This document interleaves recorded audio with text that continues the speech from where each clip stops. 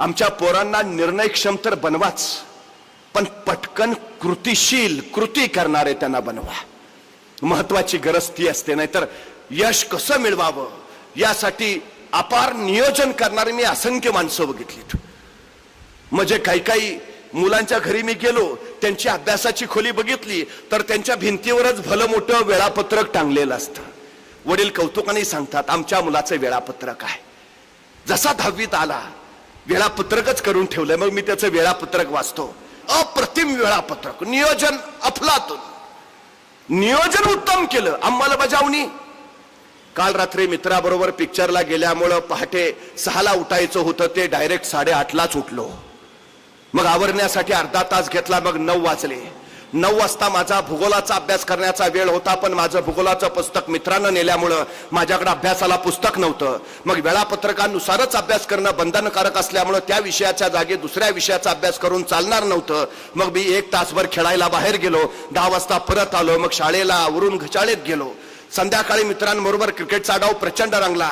1 तासभरच खेळायचं होतं, पण नंतर मित्रांच्या आग्रहामुळे 2 तास खेळलो. त्यामुळे घरी यायलाच मला 7:30 वाजले. मग आई पण म्हटली की गरम गरम पुऱ्या केल्यात, पटकन खाऊन घे. मग 9:30 वाजता जेवणाचं टाइम मी 8:30लाच जेवून घेतलं. खरं तर संध्याकाळी मला इंग्रजीचा अभ्यास करायचा होता, पण आता पुऱ्या खाऊन खाऊन पोट इतकं फुगलं होतं की झोपल्याशिवाय पर्यायच नव्हता. उद्यापासून वेळापत्रकाप्रमाणे वागायचं ठरवून मी मग झोपी गेलो.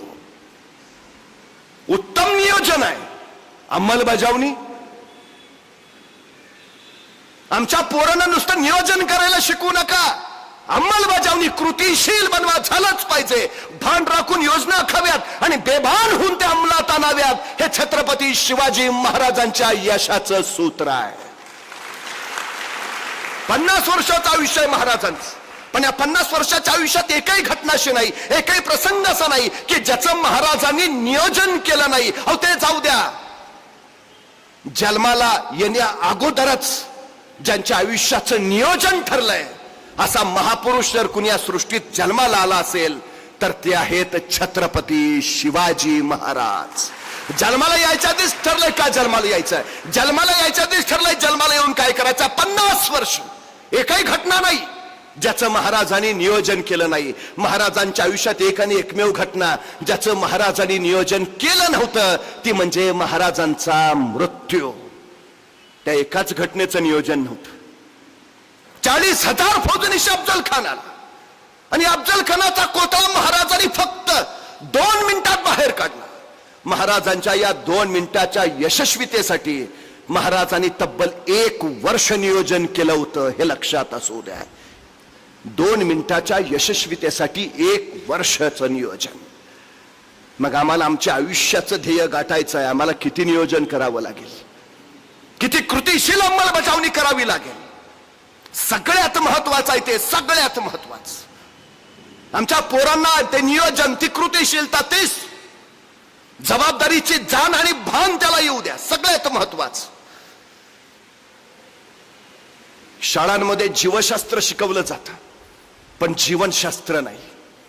शाळांमध्ये चित्रकला शिकवली जाते पण चरित्रकला नाही. या जीवशास्त्राबरोबर जीवनशास्त्राची, चित्रकलेबरोबर चरित्रकलेची गरज आहे. ध्येय इतकं इतकं ठाम हवं, इतकं पक्क हवं की काही होऊ दे, ते गाठल्याशिवाय माघारी फिरायचं नाही, ही उर्मी त्याच्यात यायला हवी. आमचे तानाची कोंडाणा घ्यायला गेले, झुंज अफाट झाले. उदय भानशी झुंचा झुंचा तानाजी पडले. आता तानाजी मालूसरेच पडले म्हणजे मराठी सैन्य पाठीला पाहिलं आणि पळत सुटलं.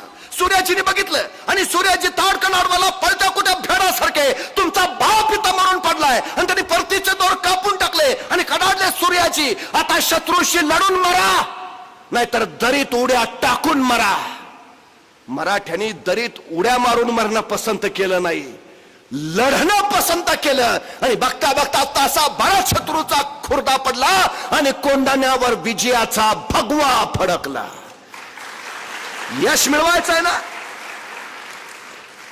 आमच्या पोरांना स्पष्ट सांगा, परतीचे दोर पहिले कापून टाक. ज्यांच्यासाठी पर्याय तयार असतात ती माणसं ध्येयापर्यंत कधीच यशस्वीपणे पोचत नाहीत. कारण पर्याय पर्याय सगळ्यात महत्वाचं. संपून टाका पर्याय. काय ठरलंय, डॉक्टर व्हायचं आहे, बघायचंच नाही काय दुसरं, काय व्हायचं इंजिनियर बघायचंच नाही, बस ध्येय निश्चित, पक्का ध्येय, ठाम निश्चय हवा, निश्चयाचा दृढ निश्चय व्हायला हवा. दृढ निश्चयातून झपाटलेपण येतं आणि ते झपाटलेपण मग तुमच्या सगळ्या शक्ती तुमच्या ध्येयाप्रती केंद्रीभूत करतं आणि तुम्हाला ते पुढं पुढं पुढं झपाटल्यासारखं ध्येयाकडे नेत जातं. ते तुम्हाला मागं परतूच देत नाही, माघारी फिरूच देत नाही, ते लढाईला सतत प्रवृत्त करतं. हा निश्चय तुम्हाला घडवतो, आढळ ध्रुवासारखा ध्रुव पदावर पोहोचवतो. तो निश्चय कृतीतून येतो. छत्रपती शिवाजी महाराजांचा हा निश्चय होता. जगाच्या इतिहासात सगळ्यात अल्प काळात घडलेली क्रांती आहे. 750 वर्षाचं पारतंत्र्य महाराजांनी फक्त 35 वर्षात हटवलंय. फक्त का, कसं शक्य झालं? 12 वर्षाचे होते शिवबाराजे. शहाजीराजे मासाहेब जिजाऊंनी निर्णय घेतला, थोरले पुत्र संभाजीराजे शहाजीराजांबरोबर कर्नाटकात राहतील, ते कर्नाटकात राज्य विस्तार करतील. धाकटे पुत्र शिवबाराजे मासाहेब जिजाऊंच्या सोबत महाराष्ट्रात येतील, ते महाराष्ट्रात राज्य विस्तार करतील. 12 वर्षाचे शिवबाराजे मासाहेब जिजाऊंच्या सोबत पुण्याकडे यायला निघाले. त्यावेळी आपल्या या 12 वर्षाच्या पुत्राला एका पित्यानं काय द्यावं? शहाजीराजाने आपल्या पुत्राला काय द्यावं? आमचा मुलगा कुठे निघाला, आम्ही काय देतो? डबा, वेळेवर खा, आणखी काळजी असेल तर सांगतो नीट जा, नीट ये. फारच काळजी असेल तर आई म्हणते बसमध्ये बसताना मधल्याच सीटवर बस. बाळ म्हणतं का? नाही, पुढनं कुणी ठोकलं तरी तू सुरक्षित, मागनं कुणी धडकलं तरी तू सुरक्षित, बाळा तू जगला पाहिजे.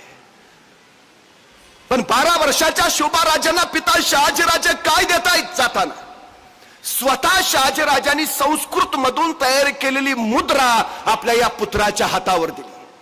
ही नुसती मुद्रा नव्हती, आपल्या पुत्रासाठी दिलेलं स्वप्न होतं, आपल्या पुत्रासाठी दिलेलं ध्येय होतं, आपल्या पुत्रासाठी दिलेली महत्वाकांक्षा होती. काय होतं मुद्रेत? प्रतिपच्च चंद्ररेखेव मुद्रा वर्धिष्णु विश्ववंदिता शहसुनो शिवजातस्य मुद्रा भद्राय राजते.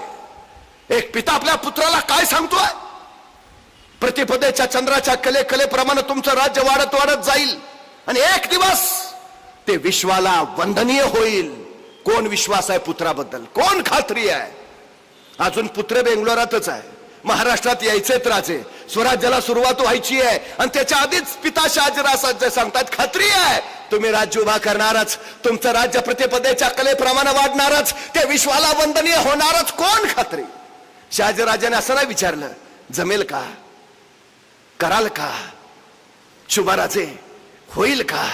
सवालच नाही, जमणारच. आमच्या पोरांच्या चुका काढण्यापेक्षा त्यांचं कौतुक करायची संधी शोधा, म्हणजे पोरं इतिहास घडवतील.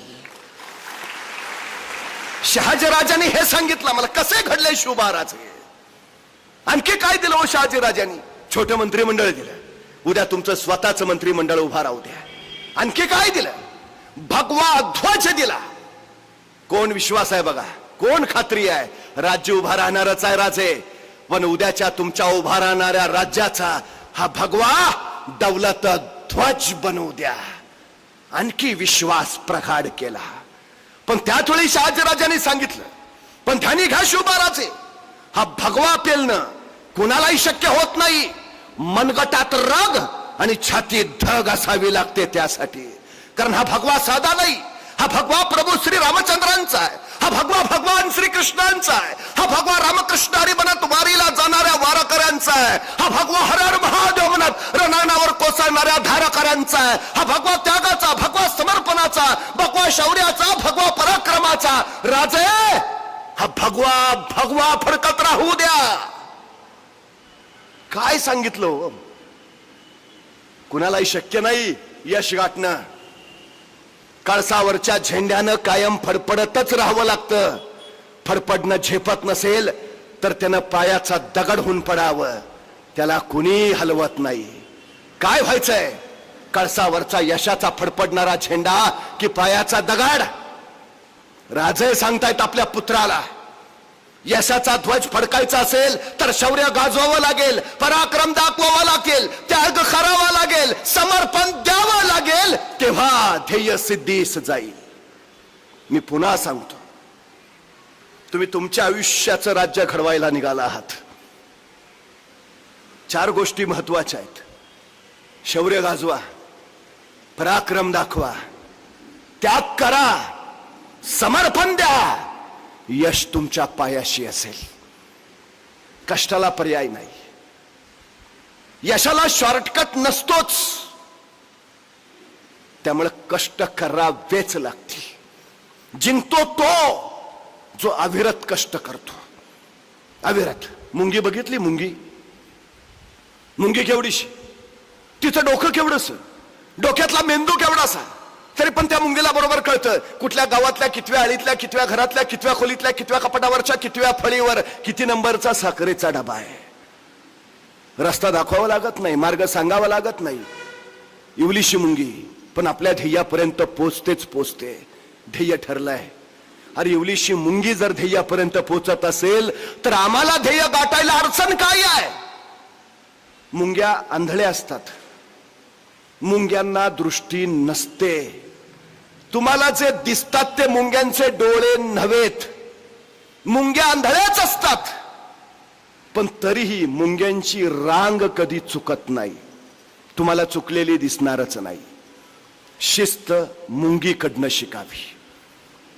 किती संकट येऊ दे, मध्ये छोटी मोठी दगड आणखी काय काय येऊ दे, भिंतीवर चढता चढता ते पुन्हा पुन्हा कोसळू दे, ढासळू दे, ती प्रयत्न सोडत नाही. ती परत उठते, परत चालायला सुरुवात करते. सातत्यानं चिकाटीनं पुढे जात राहते. सातत्य हेच यशाचं सूत्र आहे. इवलीशी मुंगी तुम्हाला दाखवते. सतत काम करणारी मुंगी यशस्वीच होते. काय काय मुलं आम्हाला विचारतात, हो इतकं काम करायचं वे, मरायचंय का? कोण म्हटलं कामाने माणूस मरतो? कामाने माणूस कधीच मरत नाही. माणूस कामाच्या ताणाने मरतो. हे पहिलं लक्षात असू द्या. ताण कधी वाढतो?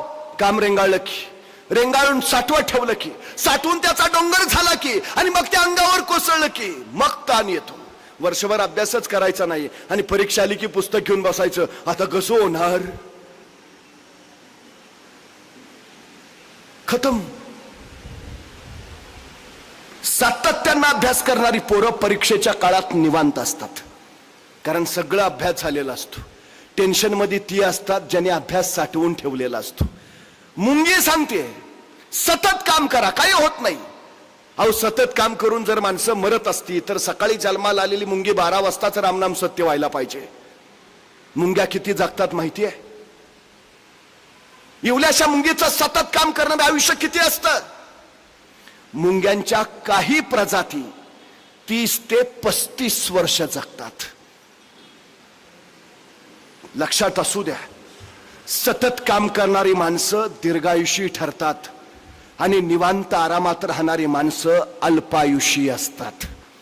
दीर्घकाळ जगायचं असेल तर सतत कष्ट करत राहा. हे यशाचं सगळ्यात महत्वाचं सूत्र आहे. दर 7 सेकंदांनी एक थेंब पडतो. ते अमेझॉनचं उगम स्थान आहे. दर 7 सेकंदांनी एक पाण्याचा थेंब. 7 सेकंदाच्या एका थेंबानी जगातली सगळ्यात लांब नदी तयार झाली, अमेझॉन. पण हजारो वर्ष झाली दर 7 सेकंदाला पाण्याचा एक थेंब पडतोच. हे सातत्य तुम्हाला यश देत. पाण्याचा एक थेंब कठीण वज्रासारख्या दगडावर अविरत पडत राहतो आणि एक दिवस तो दगड फुटतो. दगड काय पाण्याच्या थेंबाच्या ताकदीने फुटला नाही, त्याच्या सतत पडणाऱ्या सातत्याच्या सामर्थ्यानं फुटला. तुमच्यात काही असू दे काही नसू दे, तुमचं सातत्य तुम्हाला यश देतं. हे पहिलं लक्षात असू द्या. सतत कार्यरत राहा, कृतिशील राहा, करत राहा. मी पुन्हा एक गोष्ट सांगतो. एक साधू होता आणि तो साधू नाचायला लागला की पाऊस पडायचा, नाचायला लागला की पाऊस पडायचा. त्याच्या चमत्काराची चर्चा आसपासच्या सगळ्या भागात पसरली. 4-5 बंडखोर पोरं त्या साधूंकडे गेली. म्हणे तुम्ही नाचायला लागले की पाऊस पडतो? साधू म्हटले भगवंताची कृपा. अशी कशी कृपा?